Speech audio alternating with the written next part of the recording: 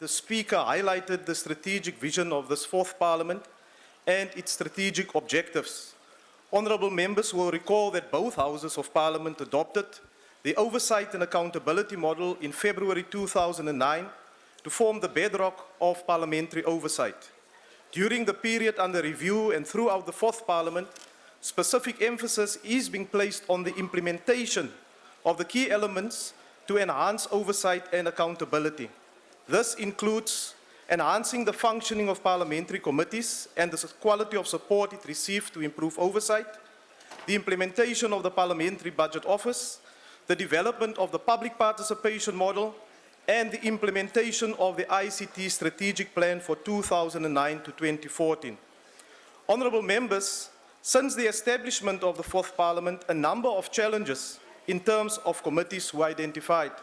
It is not my intention to highlight these challenges again, because other members of Parliament have done so. The presiding officers thus identified the need for a specific intervention in the committee section. The Secretary to Parliament, together with the House chairpersons of committees in both houses, is seized with this responsibility. The initiative is aimed at arriving at a solution that will make parliamentary committees function at optimal levels and be a leading example at international level. Certain broad areas of intervention have already been identified, and we are currently engaging on these issues. This includes the importance of strategic leadership within the committee section. Also the importance of functional leadership, proper planning and coordination, relooking the structure of committees and the units under which they fall, the need for committees to deliver on their core mandate, administrative and procedural support, as well as travel and logistics when committees embark on oversight and study tour activities. The purpose of the intervention is to achieve the following: to develop strategic priorities for committees in general and individual committees in terms of their mandate, thereby ensuring focused oversight, reducing overlap in the work of committees between the NA and the NCOP, and facilitating accountability and improving the quality of the legislation passed. It also aims to initiate joint and coordinated planning of committees of both houses. We are also in the process of reviewing the administrative systems and processes with a view to improve efficiency, and this will include, as I've indicated, travel arrangements. It's unacceptable that core staff that is appointed to serve committees, such as committee secretaries and assistants, is seized most of the time in making travel arrangements with travel agents for committees to conduct their work. Surely that function can be dealt with somewhere else. We're also planning to qualitatively improve the quality of minutes and also the reports of committees, and to develop training programs for staff and members of Parliament. We also need to improve the access of committees to research and for continuous support for research requirements. We're also asking the question whether the current structure and design of committees, both at administrative and political level, are appropriate in ensuring that they deliver on the core mandates. In respect to the issue that the Honourable Gordy has raised of vacancies, the filling of vacancies is part of this implementation plan and intervention that we're currently engaging in. And I can also ensure the Honourable Member that just last week, the House approved the formation of an ad hoc committee to deal with issues around the 1913 Land Act. And I'm sure the chairperson of the committee, the Honourable Sizani, will take the issues that the Honourable Member has raised into account in developing a program for that committee. The deadline for this intervention and to effect the necessary changes in the committee section is at the end of October this year. However, there are other issues that we also be reminded upon that impact negatively on the functioning of committees. We need to ask ourselves the question whether Parliament is setting aside enough time for committees to do its work. Usually committee work is restricted to a Tuesday morning, a Wednesday morning, and if you're lucky and members are available in Cape Town, on a Friday morning. Surely this cannot be enough for this important function. Also, Honourable Speaker, we do experience a severe shortage of properly equipped committee rooms. And very often I must approve applications for portfolio committees of Parliament to meet outside Parliament at great expense because of the limited space in Parliament. I therefore propose, Honourable Speaker, that the presiding officers urgently consider the phased implementation of the space utilisation project with an emphasis on additional committee rooms for committees to conduct their business and offices for chairpersons and support staff. Honourable Deputy Speaker, in terms of improving oversight, the Committee of Chairpersons, together with the individual portfolio and standing committees, have continuous interaction with the Office of the Auditor General. During the last year under discussion, we've met regularly with the Auditor General, and he also takes and have the liberty to come to Parliament whenever you want to come and present certain audit outcomes. He also focused in our discussions on the use of consultant by government departments, and that report was subsequently published and released, as well as the state of local government. Together with the Auditor General, we have developed a guide for MPs to assist them in exercising oversight over the respective departments. This guide, together with the BRRR guide, will be utilized by members in committees in compiling their reports. The office enjoys a sound working relationship with the Auditor General, who readily available staff, and is a phone call away to assist with financial oversight. Ongoing efforts are also made to ensure closer collaboration between SCOPA and the different portfolio and standing committees. It is crucial to ensure that the work of committees and SCOPA complement one another. In future, joint meetings will be coordinated to ensure that departments that continuously receive adversarial audit outcomes are subjected to intensified scrutiny. The modalities of this approach are in an advanced stage of completion and will be implemented in the third quarter of this year. Committees also interact continuously with the Financial and Fiscal Commission on its recommendations on the annual submission on the Division of Revenue.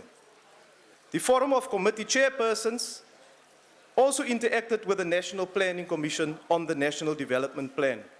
Clustered briefings were held, and the Minister did a presentation, and committees are now tasked and seized with the responsibility to interrogate the key elements of the plan and also to oversee the implementation thereof by the different departments. The Department of Performance Monitoring and Evaluation performs important work in evaluating the performance of departments and entities. The outcomes of evaluations conducted by DPME will provide further instruments to committees of Parliament to conduct effective oversight. Furthermore, the appointment of Professor Jahid as the Director of the Parliamentary Budget Office has been referred to, and all parties warmly welcome this appointment. The office is now in the process of placing advertisements in the different newspapers to recruit essential staff.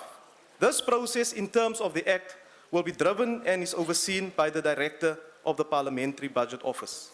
In addition to these posts, and I heard comments made about what content advisors are doing and what researchers should be doing. In addition to these, researchers and content advisors that are currently employed by Parliament will receive in-service training in budget analysis and also other budgetary processes to ensure that there are resources to the different committees where they are deployed. The Speaker referred in his opening address to the development of the public participation model, which is fundamental and a cornerstone of this democracy. Honourable Deputy Speaker, on the 26th of July 2012, work commenced on the development of the framework after a decision by the Speakers Forum to develop minimum standards for public participation programs by Parliament and the provincial legislatures. The final draft framework was completed before its deadline and was delivered to the Speakers Forum at the end of March 2013. Final comment is now being received, and the framework will be considered for adoption at the next meeting of the Speakers Forum at the end of this month. During the development of the framework, the Parliamentary Communication Services embarked on an ambitious project to solicit the views of citizens on public participation. This was done through public hearings in the provinces, seminars in and outside of Parliament, interviews on community radio stations, radio phone-in programs, television interviews, advertisements in the print and electronic media, Twitter, Facebook, and YouTube. In addition to this interaction, Parliament also received more than 8,000 submissions from citizens and other institutions in civil society. The consolidated report on these inputs is crucial in finalizing Parliament's public participation model. The delays caused by the appointment of a suitable service provider to do this has now been addressed. The Joint Political Task Team met on the 4th of June 2013 and recommended, Honourable Speaker, that Parliament should utilise the available internal capacity that was responsible for the development of the framework to also develop the model, with limited external support for the finalisation and consolidation of the inputs. Political parties will be asked to comment on the draft model during the third quarter of this year. Slight adjustments, Deputy Speaker, have been made to the timeframes, and we are confident that the model will be launched in Parliament on the 15th of October this year. In terms of ICT, we must recognise that the ICT strategy is aligned to the 5 key strategic objectives of Parliament. The main thrust of the strategy is to support Parliament's strategy by shifting from being an e-Parliament to an enabling e-democracy. Various projects are currently at different stages of implementation, and this include implementation of a monitoring and tracking system to ensure oversight activities are effectively coordinated, monitored, tracked, and timelessly executed. Also to increase public involvement and participation with the upgrade of the video and broadcast infrastructure in both the chambers and also in selected committee rooms. Replacing the current recording and transcription system, which includes the capabilities of recording, transcribing, verification, collation, and archiving of sittings recorded in both houses. The design and implementation of a system that can improve the process of drafting and editing of legislation.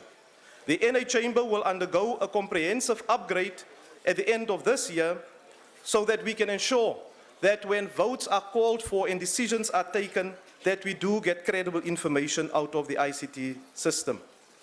There's also the implementation to improve the quality of the translation services. The Honourable Speaker and the Honourable House Chairperson Skosana have referred to the My Parliament application, and I just want to add that for those 30 MPs who are part of the pilot group, I hope you share your experience with our colleagues, because very soon we will also add committee programs to the application as well as committee minutes, where members from anywhere will be able to access any relevant information contained on the application. This will lead to a cost saving of more than 20 million rand per year for Parliament, and it will basically cut down on the printing costs. We will also be able in this way to decrease the carbon footprint of the institution. In conclusion, Deputy Speaker, mention has been made of the functioning of the committee system as well as the staff. This committee staff has gone through a very difficult period over the last 12 months. I must especially compliment the unit managers of committees who have assumed leadership when the divisional manager and the section manager left Parliament. They have done a sterling job in holding the section together. We also have many extremely dedicated and hard-working committee staff who, despite the odds, go the extra mile to ensure that committees indeed function. I wish to take the opportunity to express my gratitude to those committee staff who assist in ensuring that committees indeed deliver on their mandate. We all acknowledge that we still have to go a long way and somewhat difficult road to travel, but with a dedicated team of technical and procedural staff, the journey to a professional committee system is indeed a reality. No doubt, there are problems, but all is not gloom and doom. We have come a long way, honourable members, since 1994, and we must continue to strive to make our committee system, as well as other parliamentary obligations, world-class. It is mainly our political interaction and high level of member participation that will ultimately improve our committees. My gratitude and appreciation goes to the Management Committee of the Chairpersons Forum, all committee chairpersons, the staff in my office for their unwavering support. Also to the Honourable Speaker, the Deputy Speaker, the ANC Chief Whip and other Chief Whips for their support and also their guidance in getting the job done. And also the appreciation for the African National Congress, for deploying me in this important role. I thank you. Thank you, Honorable Chairperson.